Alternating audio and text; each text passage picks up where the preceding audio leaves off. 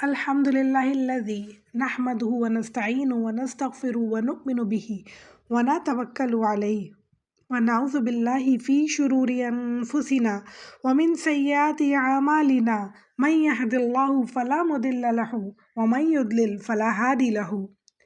جسے اللہ تعالیٰ ہدایت دے اسے کوئی گمراہ نہیں کر سکتا، اور جسے اللہ تعالیٰ گمراہ کر دے اسے کوئی ہدایت نہیں دے سکتا.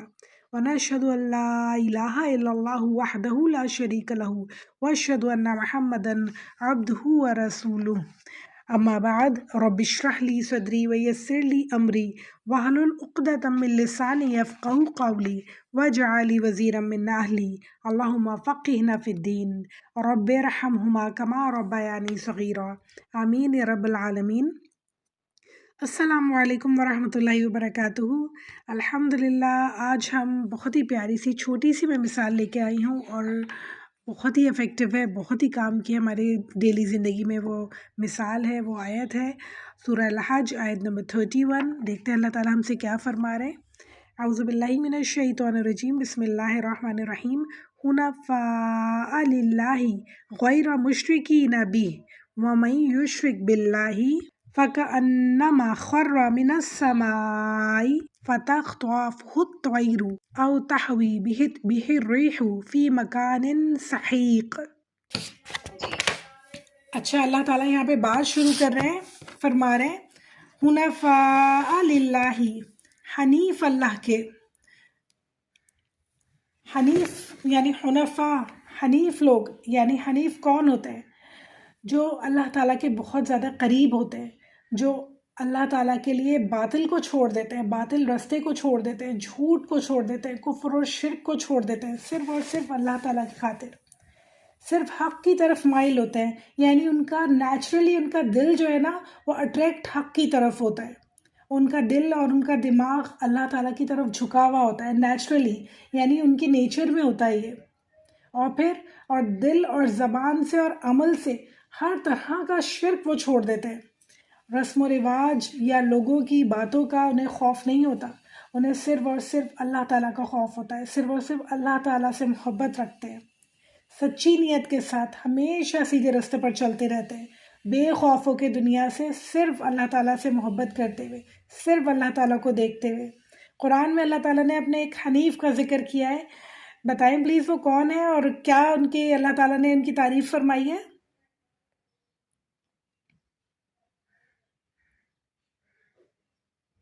حضرت ابراہیم علیہ السلام یکسو تھے، بالکل، مشرکوں میں سے نہ تھے. بے شک، سبحان اللہ، اتنی پیاری. جی کہیے. وہ یکسو تھے. یکسو کا مطلب ہوتا ہے نہ ادھر ادھر نہ ادھر دیکھنا، بلکہ ان کا نصب العین ہمیشہ ہم اللہ کی رضا رہا ہے. بالکل، بے شک. حنیف اس شخص کو کہتے ہیں جس کی نظر صرف اللہ کے اوپر رہتی ہے. وہ کسی کو خوش کرنے کے لیے کام نہیں کرتا، نہ دنیا کو، نہ سماج کو، نہ اپنے بڑوں کو، نہ خاندان کے لیے، بلکہ صرف اللہ کی رضا کے کام کرتے ہیں. بالکل. یعنی ان کا فوکس جو ہوتا ہے صرف اور صرف اللہ تعالیٰ ہوتا ہے. ان کا گول، ان کا ایم جو ہوتا ہے صرف اللہ کی رضا ہوتی ہے، کہ انہیں صرف اور صرف اللہ تعالیٰ چاہیے. تو ہم اللہ کے حنیف نہیں بن سکتے کیا؟ بالکل بن سکتے ہیں. ہم صرف یہ سوچتے ہیں کہ ابراہیم علیہ السلام اللہ کے حنیف تھے، اور ہم جو ہے اپنے آپ کو کسی کھاتے میں ہی نہیں لاتے، کسی کیٹیگری میں ہی نہیں لاتے کہ ہم تو کسی قابل ہی نہیں ہیں. حالانکہ ایسا نہیں ہے، ہم بھی اللہ کے حنیف بن سکتے ہیں. اپنی پوری کوشش تو کر سکتے ہیں نا، اپنی پوری طاقت تو ہم لگا سکتے ہیں اللہ تعالیٰ کے حنیف بننے کے لیے. انشاءاللہ کسے پسند نہیں ہوگا کہ اللہ تعالیٰ کہیں کہ یہ میرے دوست ہیں، یہ میرے حنیف ہیں. تو ہمیں تھوڑی محنت کرنی ہوگی بہنوں، تھوڑی محنت کرنی ہوگی. یعنی صرف اور صرف ہمیں چند باتوں کا خیال رکھنا ہوگا کہ دل سے شرک کو نکالنا ہوگا، اور ریاکاری کو نکالنا ہوگا، دکھاوے کو نکالنا ہوگا، لوگوں کی خوشنودی کو نکالنا ہوگا. ہمیشہ سچ بولنا ہوگا، سچ کا ساتھ دینا ہوگا انشاءاللہ ہر معاملے میں زندگی کے. اور یہ مشکل نہیں ہے، ایک دفعہ محنت کرنی پڑتی ہے. ایک دفعہ سب کو پتہ چل جائے کہ آپ جھوٹ نہیں بولتے ہیں، آپ جھوٹ کا ساتھ نہیں دیتے، کوئی آپ سے امید بھی نہیں کرے گا کہ آپ جھوٹ کا ساتھ دیں. اور ہمیشہ سب لوگ یہی سوچیں گے یہ سچ بولتی ہیں، ان سے جھوٹ کا ساتھ دینے کے لیے کہنا بیکار ہے. کوئی گناہ بھی ہو اسے چھوٹا نہ سمجھیں، کوئی بھی گناہ چھوٹا نہ سمجھیں. اور یاد رکھیں اس بات کو کہ گناہ کرتے ہوئے کہ اللہ تعالیٰ ہمیں دیکھ رہے ہیں، اور اگر ہو جائے، اللہ نہ کرے، تو فوراً سے توبہ کریں اور اللہ تعالیٰ کی طرف پلٹنے کی کوشش کریں انشاءاللہ تعالیٰ۔ قرآن سے ہمیشہ اسی طرح جڑے رہیں۔ سب سے امپورٹنٹ بات یہ ہے کہ قرآن سے ہمیشہ جڑے رہنا ہے، اسی طرح جڑے رہنا ہے، اسی طرح قرآن کو پڑھتے رہنا ہے، سیکھتا رہنا ہے، سمجھتے رہنا ہے۔ نمازیں ہمیشہ اسی طرح ادا کرنی ہے، یعنی یہ سمجھ لیں کہ ہمارے 12 مہینے رمضان ہونے چاہیے۔ صرف ایک رمضان نہیں، ایک مہینہ رمضان نہیں جس میں ہم بہت اچھا قرآن پڑھیں، بہت اچھا سیکھیں، ہمارے دل میں باتیں اتریں، اور پھر 1-2 مہینے بعد وہ آہستہ آہستہ ختم ہو جائے، بلکہ ہمارے 12 مہینے رمضان کی طرح ہونے چاہیے، اور ہو سکتے ہیں انشاءاللہ ہم کوشش کریں تو انشاءاللہ آپ دیکھیں گے آہستہ آہستہ ہماری نیتیں بھی ویسی ہوتی چلی جائیں گی جیسے حنیف لوگوں کی نیتیں ہوتی ہیں، یعنی ہم صرف اور صرف اللہ تعالیٰ کی خوشنودی چاہیں، صرف اور صرف اللہ تعالیٰ کی رضا چاہیں، اور اللہ تعالیٰ کی طرف ہماری نظریں ہوں، اللہ تعالیٰ کی رضا ہماری جو ہے زندگی کا مقصد ہو انشاءاللہ تعالیٰ۔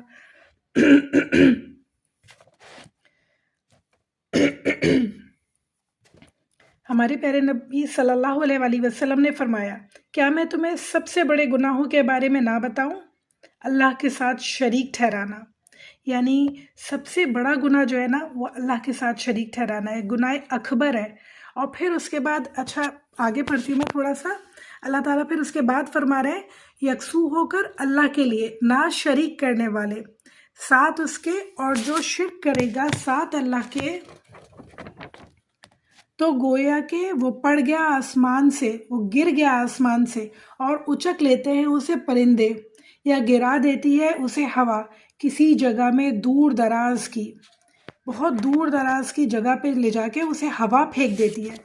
یعنی وہ انسان جو شرک کرنے لگا، اللہ تعالیٰ کہہ رہے ہیں اس کی مثال ایسی ہے کہ وہ آسمان سے گر پڑا اور پھر اسے پرندے اچک لے جائیں، یا تو ہوا اسے کہیں دور دراز لے جا کے پھینک دے۔ اللہ اکبر، یعنی سوچیں تو اتنی خطرناک بات ہے یہ کہ اللہ تعالیٰ کہہ رہے مشرکین کی مثال ایسی ہے، شرک کرنے والوں کی۔ تو یہ میں نے ابھی آپ کو حدیث جو بتائی شرک کرنے کے اوپر ہے کہ ہمارے پیارے نبی صلی اللہ علیہ وسلم نے کہا سب سے بڑا گناہ شرک ہے، اور جب تک اس کی معافی نہیں مانگی جائے، دل سے توبہ نہیں کی جائے، یہ معاف نہیں ہوتا ہے۔ باقی گناہ تو اللہ تعالیٰ معاف کرنے پہ قادر ہے، مگر شرک اللہ تعالیٰ معاف نہیں کرتے خود سے کبھی بھی، اس کی معافی مانگنی پڑتی ہے۔ یہ شرک اکبر تھا۔ پھر شرک خفی کے بارے میں اگر ہم بات کریں تو چھوٹے چھوٹے شرک، یعنی شرک اکبر سے تو ہم بچ جاتے ہیں، مگر اکثر و بیشتر ہم خواتین جو ہے نا شرک خفی میں پھنس جاتے ہیں۔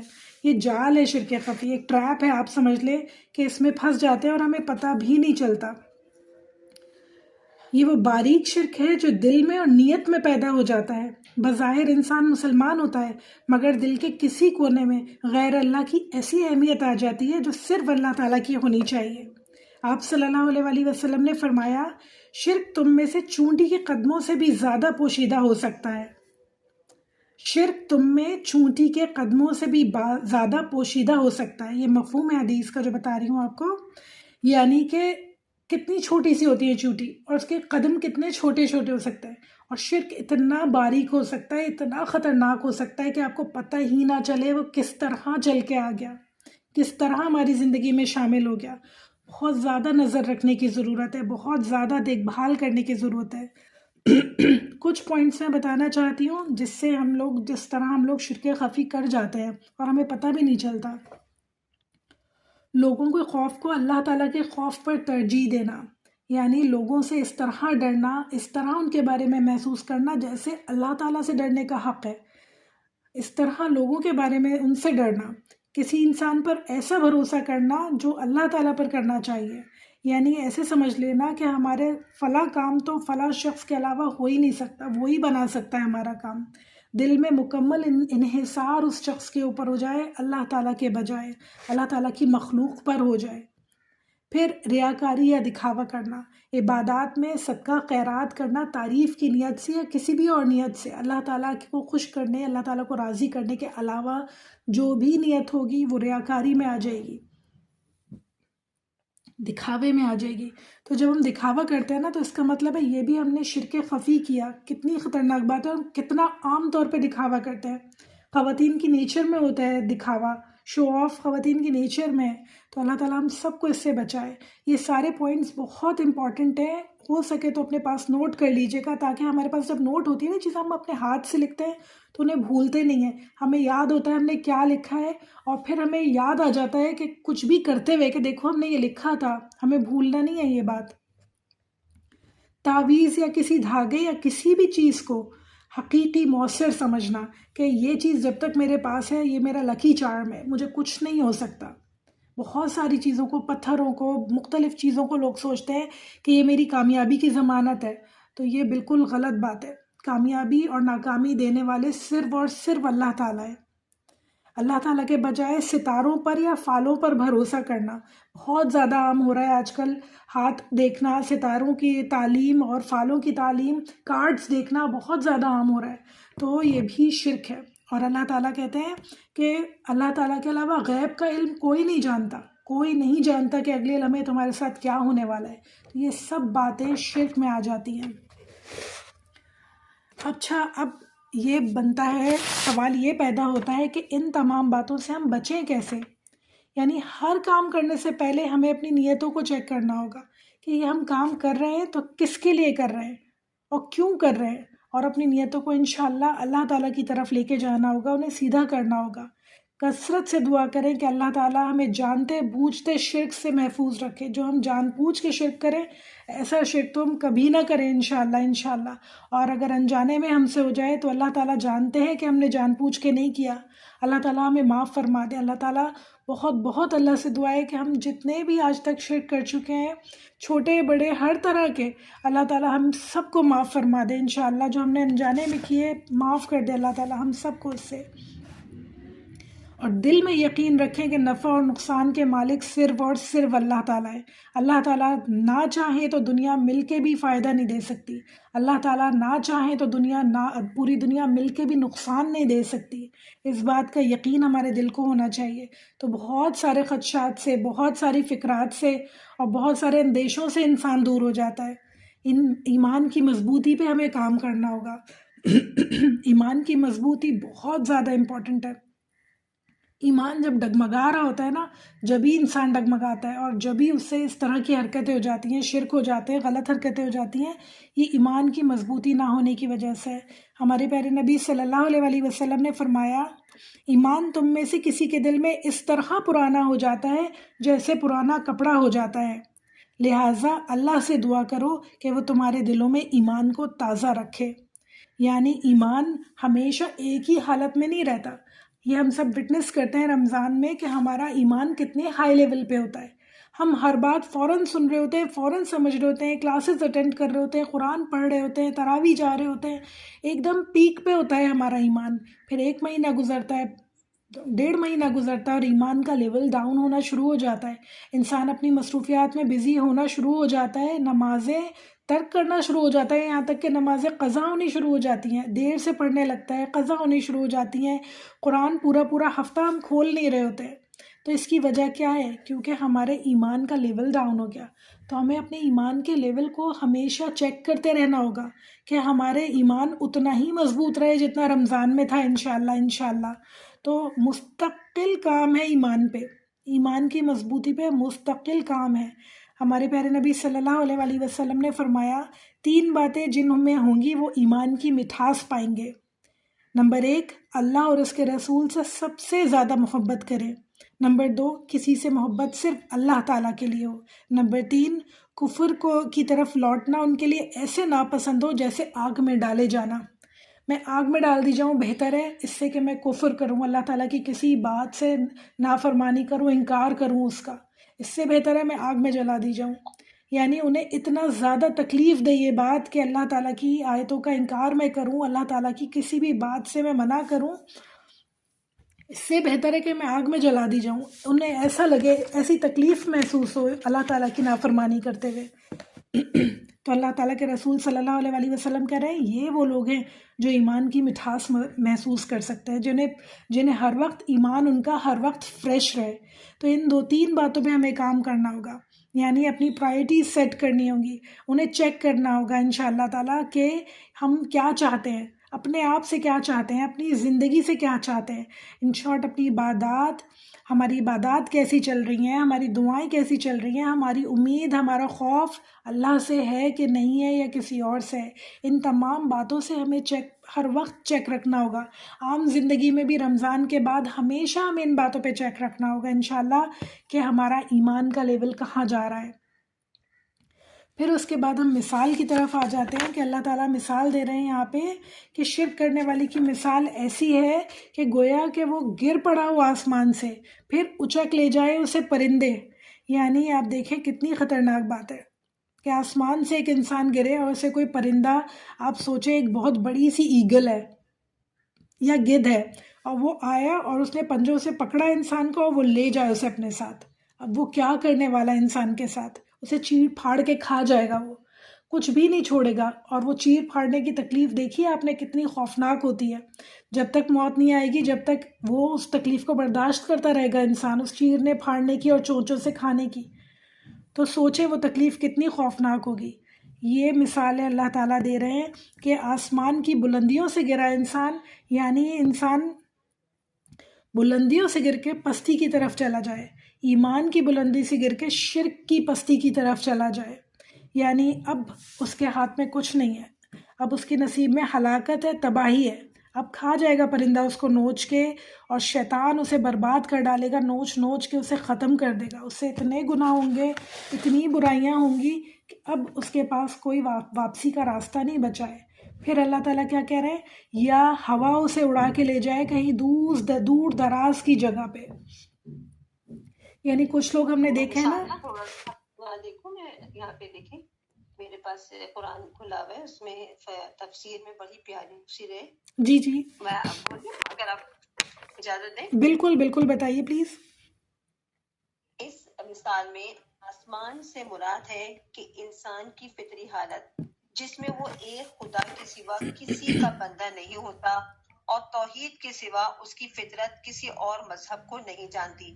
اگر انسان انبیاء کی دی ہوئی رہنمائی قبول کر لے تو اسی فطرتی حالت پہ علم اور بصیرت کے ساتھ قائم ہو جاتا ہے، اور آگے اس کی پرواز مزید بلندیوں کی طرف ہوتی ہے، نہ کہ پستیوں کی طرف. بالکل لیکن شرک، اور صرف شرک ہی نہیں بلکہ دہریت اور الحاد، جس کو آج ہم لبرلزم کہہ رہے ہیں نا، جی جی بالکل ماڈرنزم جو ہمارے آج نسلوں میں آ چکا ہے، وہ اپنی فطرت کے آسمان سے یکایک گر پڑتا ہے. اور پھر اس کو دو صورتوں میں سے کوئی ایک صورت لازماً پیش آتی ہے. ایک تو یہ کہ شیاطین اور گمراہ کرنے والے انسان اس کی طرف جھپٹتے ہیں اور ہر کوئی اسے اچک لینے کی کوشش کرتا ہے. دوسرے یہ کہ اس کی اپنی خواہشات نفس اور اس کے اپنے جذبات اور تخیلات اسے اڑائے لیے پھرتے ہیں اور آخر کار اس کو کسی گہرے کھڈ میں لے جا کر پھینک دیتے ہیں.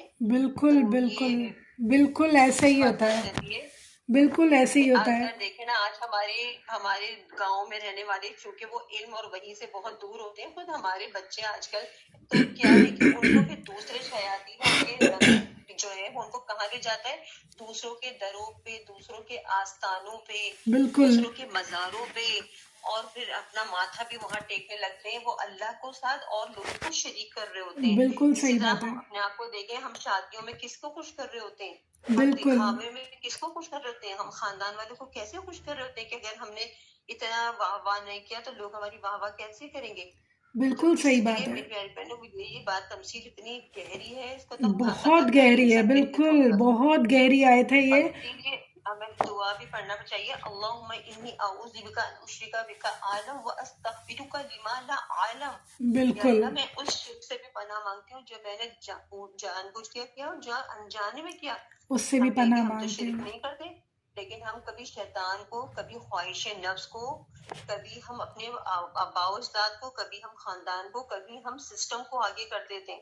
بالکل بالکل ہم روایت پسند بن کے کہہ دیتے ہیں کہ نہیں، اگر ہم نے ایسا نہیں کیا، رسم نہیں کی، مایو نہیں کی، مہندی نہیں کی، 10واں نہیں کیا، 20واں نہیں کیا، 40واں نہیں کیا، تو یہ کس کو خوش کر رہے ہوتے ہیں؟ ہم بالکل صحیح کہہ رہی ہیں. سسٹم کو خوش کر رہے ہوتے ہیں. اس طرح انسان ایک خدا کے بجائے کئی خداؤں کا بندہ بن جاتا ہے. یہاں اللہ تعالیٰ بتا رہے ہیں کہ اگر ہمارے بچے اور ہم اگر اپنے آپ کو بھی دیکھیں اگر ہم نے اپنے آپ کو حنیف نہ بنایا، یکسو ہو کر صرف اللہ کی طرف، انی وجہت وجہی للذی فطر السماوات والارض حنیفا وما انا من المشرکین، میں نے اپنا چہرہ اس رب کی طرف کر دیا. کیا ہے حضرت ابراہیم کا کیا ہے اسوہ؟ پھر میں کہہ دیں بالکل کہ میری قربانی، میرا جینا، میرا میرا مرنا مرنا، سب اللہ کے لیے ہے. کیا بالکل بے میری شک، قربانی اللہ کے لیے ہے؟ کہ آپ غور کریں، ہم لوگ سوشل میڈیا پہ اپنی قربانی کے پیسے ڈالتے ہیں، اتنے کا لیا، اتنا کا کرا، کس واہ کے لیے؟ اور پھر ہم شامیانے لگاتے ہیں، لوگوں کو دکھاتے ہیں اتنا بڑھیا جانور. کیا میری قربانی، میرا جینا کیا اللہ کے حساب سے؟ کیا میں لا بالکل الہ الا اللہ محمد رسول اللہ، کیا میرے کپڑا، میرا حجاب، میرا پردہ کیا اللہ کے لیے ہے؟ کیا میری مخلوق گھر میں میری شادیاں نہیں ہوتی؟ کہہ دو قربانی میرا جی، میرا مرنا، میرے مراسم، میرے رسومات کیا واقعی ہمارے اسلامی حدود میں آتے؟ میں اپنے آپ کو کہہ رہی ہوں میری پیاری بہنوں، سب سے پہلے میرے نصیحت کا اثر میرے اوپر ہونا چاہیے. میں اس لیے میں کہہ رہی بالکل ہوں کہ جب ہم آیتیں پڑھتے ہیں، ہم اپنے آپ کو آئینے میں دیکھتے ہیں کہ ہم کہاں کھڑے ہیں. ہم قرآن کو پڑھنے والے، ہماری عمل کتنے کمزور ہے بالکل کہ صحیح ہم بات پڑھ ہے. رہے ہیں اور اس کے بعد ہمارے عملوں میں نہیں کچھ تھا. تو اس رمضان کو تبدیلی کا رمضان بنانا ہے میری پیاری بہنوں. ایسا انشاءاللہ نہ ہو کہ انشاءاللہ یہ ہمارا سفارش نہ کر سکے قرآن اور رمضان سفارش کریں گے کہ اللہ ہم نے تیری خاطر اپنے آپ کو تبدیل کیا، اب ہم تیرے شریعت کے علاوہ ہم کوئی سی چیز کو نہیں مانیں گے. جو تیرے احکامات مانتے ہیں ہم اس کو کریں گے. جس طرح اسلام میں شادی ہے، جس طرح اسلام میں جینا مرنا فوت، یہ تو سیکھے کہ میرا جینا میرا مرنا سب اللہ کے لیے ہے. انشاءاللہ انشاءاللہ بالکل ٹھیک کہہ رہی ہیں آپ. اللہ تعالیٰ ہم سب کو توفیق دے قرآن سے اس طرح جڑنے سے، اللہ تعالیٰ کی محبت اس طرح ہم سب کے دل میں ہو کہ انشاءاللہ تعالیٰ ہم سب اس بات کو ہر وقت یاد رکھیں کہ اللہ تعالیٰ ہم سے کیا چاہتے ہیں، ہمیں جینا کس طرح ہے، ہمارے گھروں میں موت ہو تو کس طرح ہو. ہمیں ہر وقت یہ بات یاد رہے انشاءاللہ انشاءاللہ. اور ہم انشاءاللہ اللہ کے بہترین حنفاء میں شامل ہو جائیں ہم سب لوگ. اللہ تعالیٰ سے الحمدللہ بہت بات رکھی. بالکل بالکل دل سے دعا ہے اللہ تعالیٰ سے کہ اللہ تعالیٰ ہم سب کو حنیف لوگوں میں شامل فرمائے انشاءاللہ تعالیٰ. اس رمضان ہم سب کے دل اس طرح موڑے قرآن کی طرف کہ ہم سب حنفاء میں شامل ہو جائیں انشاءاللہ انشاءاللہ. جی عشرت. جی سارا. جی جی عشرت کہیے. ہیلو. جی مجھے آ رہی ہے آپ کی آواز. یہ کہہ رہی تھی ابراہیم السلام نے کر کے اللہ آیا، تو اسی طریقے سے ہمیں غور و فکر کرنا ہے. جب تک ہم قرآن پہ غور و فکر نہیں کریں گے معرفت نصیب نہیں ہوگی. بالکل صحیح یعنی بات کہ ہے. اللہ کو پہچان ہی نہیں، تو ہمیں کہ اللہ تعالیٰ ہماری بن جائے تاکہ اللہ تعالیٰ کی معرفت. بالکل بالکل ٹھیک کہہ رہی ہیں آپ، بالکل صحیح کہہ رہی ہیں عشرت. بہت آواز کٹ رہی ہے عشرت آپ کی، جی بہت کٹ رہی ہے جی آواز. جی عشرت آپ کی آواز کٹ رہی ہے. میں بالکل سمجھ گئی آپ کی بات کو کہ قرآن سب سے امپورٹنٹ ہے، اس کو سمجھنا، اسے پڑھنا بہت زیادہ امپورٹنٹ ہے. یہی میں کہہ رہی ہوں کہ اللہ تعالیٰ ہم سب کو اس طرح قرآن سے اس رمضان جوڑے کہ ہمارے پورے 12 مہینے رمضان ہو انشاءاللہ. رمضان کی طرح ہم قرآن پڑھیں، سیکھیں، ہماری نمازیں، ہمارا قرآن، ہمارا جو ہمارا لیول ہے ایمان کا، وہ پورے سال رمضان کی طرح ہائی رہے انشاءاللہ تعالیٰ. تو انشاءاللہ آپ دیکھیں ہم سب کی زندگیاں چینج ہو جائیں گی، ہم سب اللہ تعالیٰ کے حنیف بن جائیں گے انشاءاللہ انشاءاللہ تعالیٰ. پھر یہاں پہ دوسری مثال، یعنی اللہ تعالیٰ جو کہہ رہے ہیں نا دوسری مثال، کہ یا تو وہ ہوا انہیں دور دراز کی جگہ پہ لے جا کے پھینک دیتی ہے. تو اس کے بارے میں تھوڑا سا بتانا چاہوں گی کہ کچھ ایسے لوگ ہم نے دیکھے ہیں نا کہ انہیں دین کا اتنا علم نہیں ہوتا، نہ شوق سیکھنے کا شوق ہوتا ہے، نہ سمجھنے کا شوق ہوتا ہے، بس وہ زندگی میں فلو کے ساتھ چل رہے ہوتے ہیں. یعنی جس طرح جانوروں کا ریوڑ چل رہا ہوتا ہے نا، ہانک رہے ہیں جہاں پہ وہاں سارا ریوڑ چلتا جا رہا ہے. انہیں نہ عقل ہے، نہ شعور ہے، نہ سمجھ ہے، نہ مرضی ہے کوئی کہ کہاں جانا ہے، کیا کرنا ہے، بس چلتے جا رہے ہیں جہاں سب جا رہے ہیں. اسی طرح بعض لوگ اپنی زندگی گزارتے ہیں، بس چلتے جا رہے ہیں، جیسا دنیا کر رہی ہے، جیسا معاشرہ کر رہا ہے ہم بھی ویسے ہی کر رہے ہیں. نہ اپنی عقل ہے نہ سمجھ ہے. پھر ایسے لوگوں کے ساتھ کیا ہوتا ہے کہ کہیں وہ دور لے جا کے پھینک دیے جاتے ہیں. یعنی ایسا ہم دیکھتے ہیں کہ لوگ ایسے ہوتے ہیں جو ہوا کے دباؤ کے ساتھ اڑتے ہیں. کہتے ہیں نا ہم تو کٹی پتنگ ہیں، کچھ لوگوں کی زبان سے بھی سنا ہوگا کہ کہ ہم تو کٹی پتنگ ہیں کہ ہوا کے ساتھ اڑتے ہیں، کہ جس طرح ہوا جا رہی ہے، جس طرف ڈائریکشن ہوا کی ہے اس طرف چلے گئے وہ. ان کی اپنی کوئی مرضی نہیں ہے، کوئی زندگی میں سوچ ہی نہیں ہے، سمجھ ہی نہیں ہے، دین پہ کوئی عمل اور غور و فکر ہی نہیں ہے. تو پھر کیا ہوتا ہے، جیسا فیشن ہے کرنا شروع ہو گئے، جیسا دنیا کر رہی ہے، جیسا معاشرہ کر رہا ہے، ہم نے بس وہ کرنا ہے، ہمیں اس کے پیچھے چلنا ہے. کچھ نہیں سوچتے سمجھتے، کچھ نہیں دیکھتے. اور پھر کیا ہوتا ہے، یہ ایک دلدل ہے، گمراہی جو ہے نا، ایک دلدل ہے، اس میں پھنستے چلے جاتے ہیں، بڑھتے چلے جاتے ہیں، بڑھتے چلے جاتے ہیں، اور اپنا ایمان کھو بیٹھتے ہیں. اتنا دور ہو جاتے ہیں. ہم نے دیکھا ہے اس دنیا میں لوگوں کو، اچھے خاصے مسلمان ہوتے ہیں، بہکتے بہکتے ایتھیسٹ ہو جاتے ہیں، دین کو کھو بیٹھتے ہیں، اللہ تعالیٰ کی پہچان ہی کھو بیٹھتے ہیں وہ لوگ.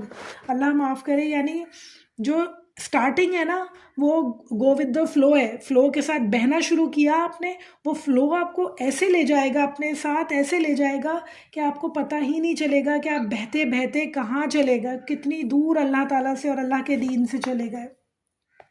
یعنی اب شیطان کا کام پورا ہو گیا.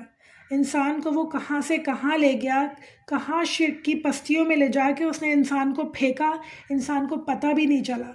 شرک یعنی شیطان کی چالوں کا انسان کو پتہ بھی نہیں چلا. اور سب سے بڑی وجہ جو ہے یہ تمام باتوں کی، جو انسان بہتا چلا جاتا ہے دنیا کے ساتھ، معاشرے کے ساتھ، وہ قرآن سے دوری ہے. اللہ تعالیٰ کی معرفت نہیں ہے، اللہ تعالیٰ کی سمجھ نہیں ہے، اللہ تعالیٰ کون ہے، اللہ تعالیٰ کتنے بڑے ہیں. اگر ہمیں کسی بڑے اسٹیٹس پہ کوئی انسان ہوتا ہے، اس کے ہم رشتہ دار ہوتے ہیں نا، تو بڑے پراؤڈ فیل کر رہے ہوتے ہیں کہ فلاں انسان ہمارا رشتہ دار ہے، فلاں انسان. اور وہ کچھ کہہ دے تو وہ بہت بڑی پوسٹ پہ ہے، اس کی بات سننا ضروری ہے، وہ بہت بڑی پوسٹ پہ ہے، اس کا کام کرنا ضروری ہے. اور ہم یہ نہیں سوچتے کہ یہ اللہ تعالیٰ کون ہے، تمام جہانوں کے رب ہیں، تمام کائنات کے رب ہیں، جو ہمیں رزق دے رہے ہیں، جو ہمیں ہوا پانی دے رہے ہیں. ہر چیز اللہ کے حکم سے ہمیں مل رہی ہے، اور اللہ تعالیٰ چاہیں تو یہ چیزیں ہم سے روک بھی سکتے ہیں.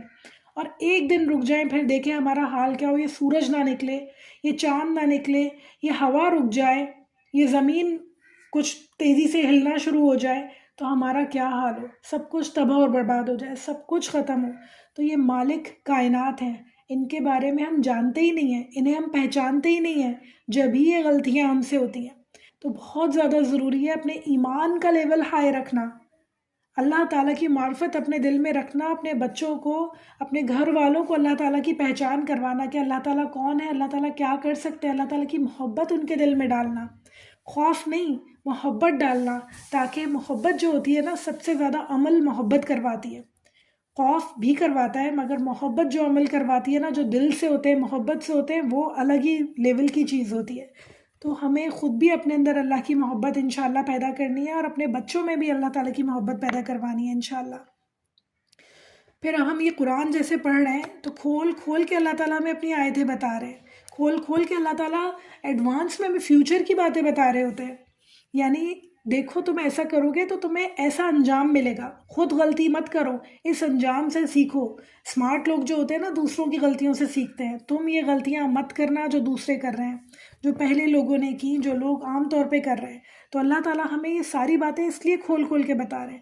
اب اگر ہم انشاءاللہ تعالیٰ اللہ تعالیٰ سے اتنی معرفت، اتنی محبت ہمیں ہو جائے کہ اللہ نہ کرے کہ کبھی بھی ہمارا ایمان کا لیول ڈاؤن ہونے لگے، ہمیں محسوس ہونے لگے کہ ہم اب دنیا کی طرف زیادہ اٹریکٹ ہو رہے ہیں، دنیا میں زیادہ مصروف ہو رہے ہیں، تو فوراً سے پلٹ کے آئیں اللہ تعالیٰ کی طرف. ہمیں پتہ چل جائے کہ یہ شیطان کی چالیں ہیں، جو ہمیں جن چیزوں میں اس نے لگا رکھا ہے، جن کاموں میں اس نے ہمیں پھنسا رکھا ہے، یہ شیطان کی چالیں ہمیں سمجھ میں آ جائے، اور ہم واپس پلٹ کے آ جائیں اللہ تعالیٰ کی طرف انشاءاللہ.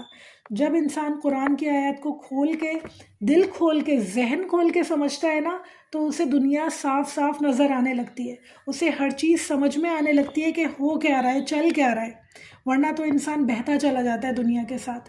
انشاءاللہ اللہ تعالیٰ ہمیں اپنی قرآن کی اتنی محبت، اتنی معرفت عطا فرمائے کہ ہم ہمیشہ، ہماری بصارت جو ہے تیز ہو جائے، اور ہم سب کچھ سمجھ سکیں. اور جس شخص کو احساس ہی نہ ہو، جو قرآن سے دور ہو، اسے پتہ ہی نہ چلے کہ ابلیس کی چالیں ہیں اور انسان کو کہاں سے کہاں لے گیا، اور وہ کچھ تدبیر بھی نہیں کر سکتا بچنے کی، کیونکہ اس کو کچھ سمجھ ہی نہیں آ رہی ہوتی کہ میرے ساتھ ہو کیا رہا ہے. ہمارے پیارے نبی صلی اللہ علیہ وآلہ وسلم نے فرمایا، فتنے دلوں میں اس طرح ہوتے ہیں جیسے چٹائی کا تنکا تنکا بنا جاتا ہے. جس دل نے اسے قبول کر لیا اس میں سیاہ نقطہ لگا دیا جاتا ہے، اور جس دل نے اس سے انکار کر دیا اس پہ سفید نقطہ لگا دیا جاتا ہے۔ صحیح مسلم کی حدیث ہے یہ۔ یعنی کہ دجالی فتنے اس طرح پیش کیے جاتے ہیں جیسے چٹائی کا تنکا تنکا ہو، ایک دم سے نہیں آ جاتے ہیں، وہ آہستہ آہستہ زندگی میں انٹر ہوتے ہیں، آہستہ آہستہ روٹین میں شامل ہوتے ہیں، اور آہستہ آہستہ ہوتے ہوتے ہوتے ہوتے پوری چٹائی بن جاتی ہے۔ ہم سوچتے ہیں یہ تو کچھ بھی نہیں ہے، ایک تنکا ہے، کوئی بات نہیں، پتہ چلتا وہ ایڈیشن ہوتے ہوتے پوری چٹائی بن گئی اور دل جو ہے سیاہ ہو گیا انسان کا۔ تو ایک تنکا بھی اپنی زندگی میں آنے سے انشاءاللہ ہمیں روکنا ہے، نظر رکھنی ہے کہ ہم کہاں اللہ نہ کرے شرک کر رہے ہیں، اللہ نہ کرے کہاں ہم اللہ کو چھوڑ کے کسی اور کو اللہ تعالیٰ کی جگہ دے رہے ہیں۔ انشاءاللہ جب ہم ان باتوں کا خیال رکھیں گے تو یہ جو اللہ تعالیٰ کہہ رہے ہیں نا کہ اسے پرندے اچک کے لے جائیں اور اسے ہوا کہیں دور دراز کی جگہ پہ لے جا کے پھینک دے، ایسے پھینک دے کہ اس کے راستے کا واپسی کا راستہ ختم ہو جائے، وہ برباد تباہ و برباد ہو جائے ہمیشہ ہمیشہ کے لیے۔ اللہ ایسے لوگوں میں ہمیں کبھی شامل نہ فرمائے، ہمیں عقل اور سمجھ عطا فرمائے، شعور عطا فرمائے، قرآن کی ہمیں معرفت عطا فرمائے انشاءاللہ۔ اس سے معلوم ہوتا ہے ہمیں اس حدیث سے کہ گناہ جو ہے دل کو سیاہ کر دیتے ہیں اور ایمان کو کمزور کر دیتے ہیں، یعنی گناہوں کی کثرت ایمان کو کمزور کر دیتی ہے۔ تو گناہوں سے بچنا ہوگا ہمیں، چاہے وہ چھوٹے گناہ ہوں چاہے وہ بڑے گناہ ہوں، کسی گناہ کو چھوٹا نہیں سمجھنا۔ اور ہم انسان ہیں، ہو جاتی ہے غلطی، ہو جاتے ہیں گناہ بھی، فوراً سے توبہ کرنی ہوگی، فوراً سے اللہ تعالیٰ کی طرف پلٹنا ہوگا اور توبہ کرنی ہوگی، واپس ارادہ کرنا ہوگا کہ انشاءاللہ اب میں کوئی گناہ نہیں کروں گی۔ ہمارے پیارے نبی صلی اللہ علیہ وآلہ وسلم تشہد کے بعد، یعنی جب ہم کلمہ پڑھتے ہیں نا اس کے بعد نماز میں دعا مانگا کرتے تھے، اللہم انی اعوذ بک من العذاب جہنم ومن العذاب القبر ومن فتنۃ المحی والممات ومن فتنۃ المسیح الدجال۔ اے اللہ میں تجھ سے پناہ مانگتی ہوں جہنم کے عذاب سے، قبر کے عذاب سے، زندگی اور موت کے فتنوں سے، اور مسیح دجال کے فتنوں سے میں تیری پناہ چاہتی ہوں۔ صحیح بخاری کی حدیث ہے یہ، تو یہ دعا یاد کریں، بہت امپورٹنٹ ہے۔ نماز میں کی گئی دعا بہت زیادہ قبول ہوتی ہے۔ نماز میں جو ہم دعائیں کرتے ہیں نا، ہم نے شروع سے جو ربنا آتینا یاد کی ہوئی ہے نا، اس کے علاوہ ہم کچھ نہ یاد کرتے ہیں نہ پڑھتے ہیں۔ بہت ساری دعائیں ہیں، وہ یاد کریں، وہ پڑھیں۔ جو نماز میں دعا ہے اس کی بات الگ ہوتی ہے، وہ بہت زیادہ جلدی اللہ تعالیٰ انشاءاللہ قبول کرتے ہیں۔ اللہ تعالیٰ سے امید ہے تو وہ یاد کریں، اور انشاءاللہ ان دعاؤں کی کثرت کریں کہ اللہ تعالیٰ ہمیں فتنوں سے بچائے، اللہ تعالیٰ ہمیں دجالی فتنوں سے بچائے انشاءاللہ۔ ایک اور دعا پڑھتے ہیں، یا مقلب القلوب ثبت قلبی علی دینک، اے دلوں کو پھیرنے والے ہم سب کے دلوں کو اپنے دین کی طرف پھیر دے۔ دعاؤں کی کثرت بہت زیادہ ضروری ہے، بہت زیادہ ضروری ہے، اپنے آپ پہ نظر رکھنے کے لیے، اپنے بچوں پہ نظر رکھنے کے لیے، اپنے گھر والوں پہ نظر رکھنے کے لیے، کہ انشاءاللہ اس رمضان جیسا ہمارا ایمان کا لیول ہائی ہوا ہے پورے سال رہے انشاءاللہ۔ کوئی بات کسی کو پوچھنی ہے، کچھ سمجھ میں نہیں آیا ہو یا کوئی تفسیر میں ایڈنگ کرنی ہے، ایڈیشن کرنا ہے تو پلیز بتائیے۔ السلام علیکم ورحمۃ اللہ وبرکاتہ۔ وعلیکم السلام ورحمۃ اللہ وبرکاتہ۔ آج کی مثال میں نا میں ایک مثال اور دوں گی، لوگ اپنی زندگیاں اس طریقے سے گزار رہے ہیں، ہم سبھی اس میں شامل ہیں۔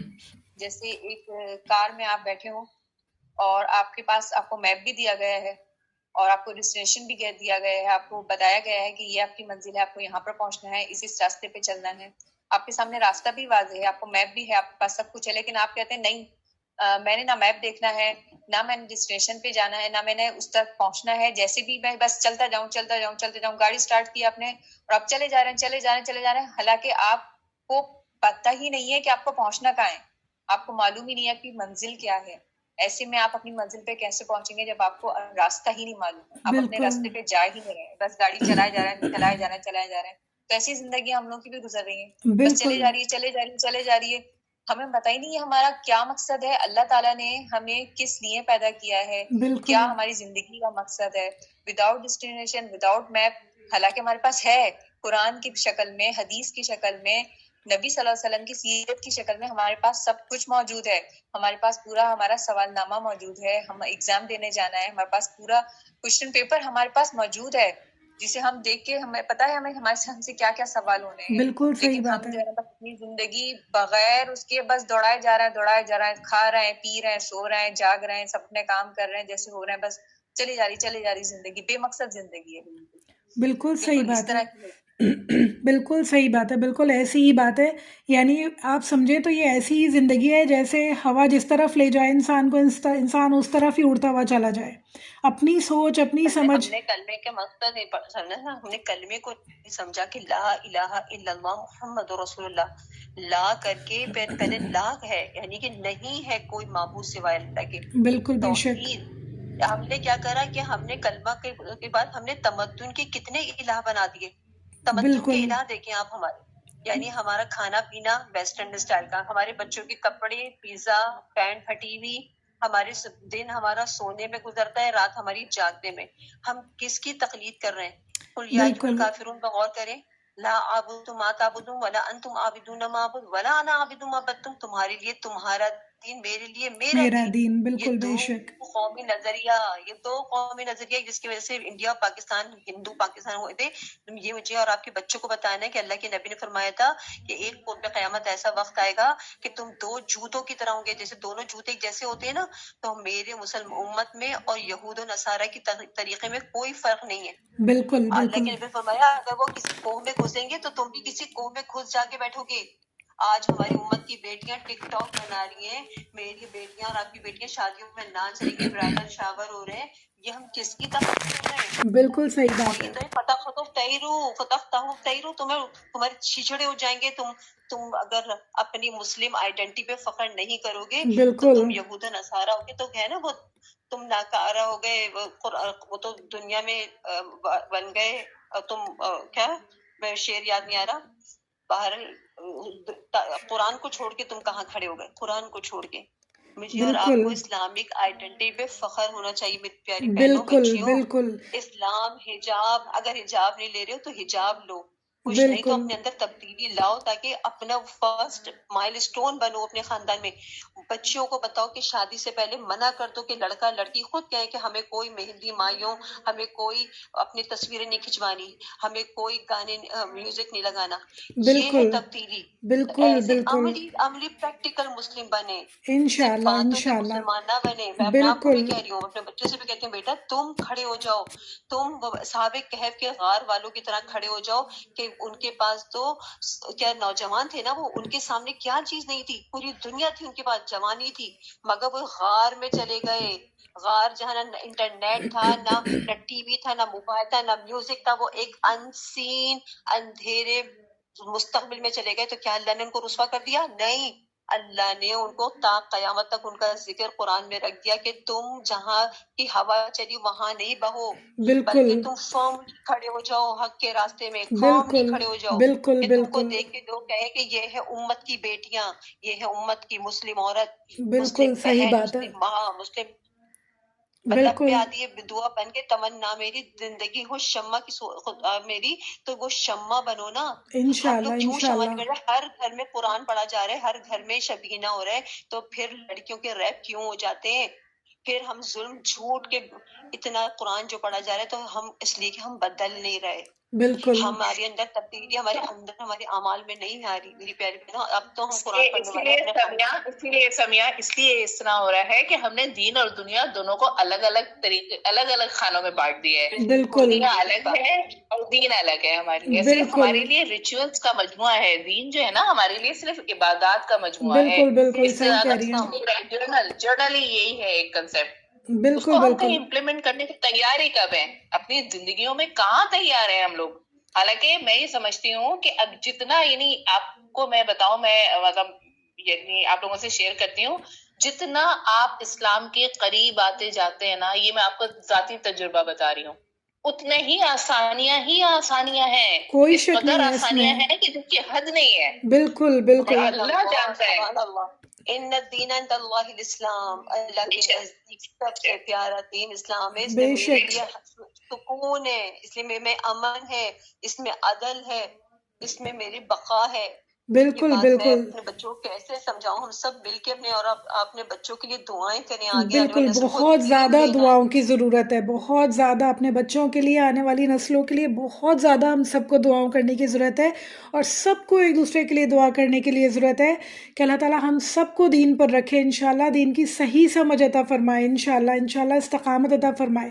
جیسے ہم نے 2-3 کلاس پہلے پڑھا تھا نا کہ اللہ تعالیٰ ہم سے کیا چاہتے ہیں، کیسا مسلمان ہو، کہ اس کی جڑ مضبوط ہو اور وہ سیدھا کھڑا ہوا ہو، اور اس کی جو شاخیں ہیں وہ پورے آسمان میں پھیلی ہوئی ہوں، ہمارا ایمان اتنا مضبوط ہو، کہیں سے کوئی ہوائے، کہیں سے کوئی طوفان آئے ہمیں ہلا نہ سکے انشاءاللہ تعالیٰ، کوئی خواہش نفس، کوئی شیطان کے وسوسے، کوئی دجال کے فتنے ہمیں ہلا نہ سکے انشاءاللہ، اور ہماری جو ہمارے شاخیں ہیں ساری دنیا میں آسمان میں پھیلی ہوئی ہوں، یعنی انسان کی نیکیاں، انسان کا اخلاق، انسان کے جو انفاق فی سبیل اللہ ہے، اس سے ساری دنیا فائدہ اٹھا رہی ہو انشاءاللہ۔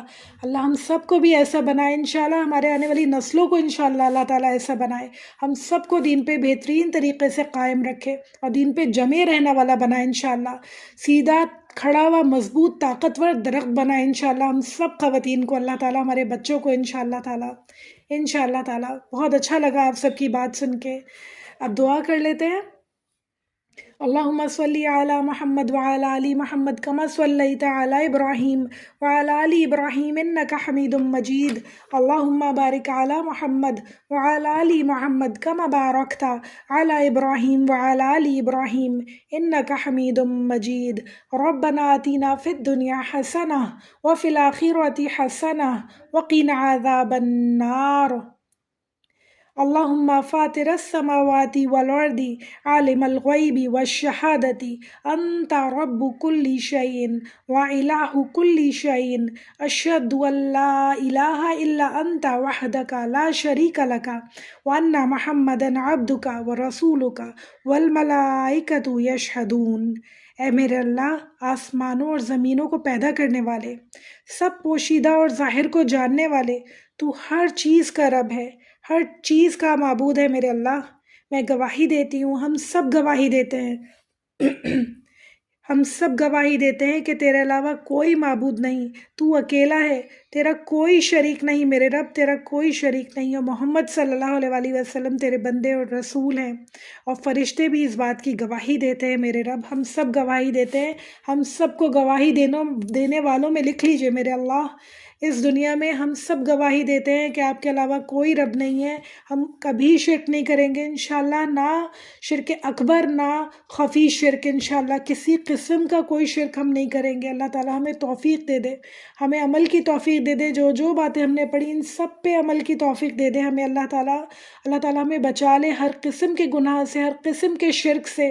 ہمارے ایمان اللہ تعالیٰ جتنے اس وقت مضبوط ہیں، اللہ تعالیٰ انہیں ہمیشہ اتنا ہی مضبوط رکھیے، انہیں گرنے نہ دیجیے گا، انہیں پرانے کپڑے کی طرح پرانا نہ ہونے دیجیے گا، انہیں برف کی طرح پگھلنے نہ دیجیے گا میرے اللہ۔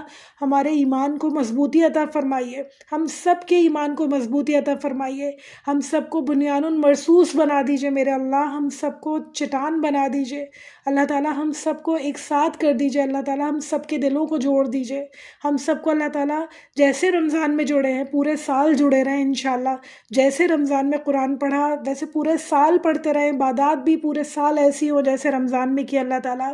ہمارے 12 مہینے ہمارا رمضان بنا دیجیے میرے اللہ، رمضان کی طرح ہمارا ایمان کا لیول ہائی ہو میرے اللہ، آپ کی مدد چاہیے، صرف اور صرف آپ مدد کر سکتے ہیں، ہمیں توفیق دیجیے، ہمت دیجیے، طاقت دیجیے میرے اللہ، آپ کی ہمت کی، آپ کی دی ہوئی طاقت کی ضرورت ہے، آپ کی دی ہوئی توفیق کی ضرورت ہے اللہ تعالیٰ، ہماری مدد کیجیے، جو چیزوں کی ہم نے نیت کی ہے کہ انشاءاللہ ہم چھوڑ دیں گے، ان کو چھوڑنے میں ہماری مدد کیجیے اللہ تعالیٰ، ہمارے دل کو مضبوط کر دیجیے، اور جو کام ہم نے سوچا ہے ہم لازمی کریں گے انشاءاللہ رمضان کے بعد بھی، ان پہ استقامت عطا فرمائیے میرے اللہ، انہیں کرنے کی ہمیشہ ہمیں طاقت عطا فرمائیے میرے اللہ، ہمیں طاقت عطا فرمائیے، ہم بہت کمزور ہیں، ہمیں آپ کی ہمت کی ضرورت ہے، آپ کی دی ہوئی طاقت کی ضرورت ہے میرے اللہ۔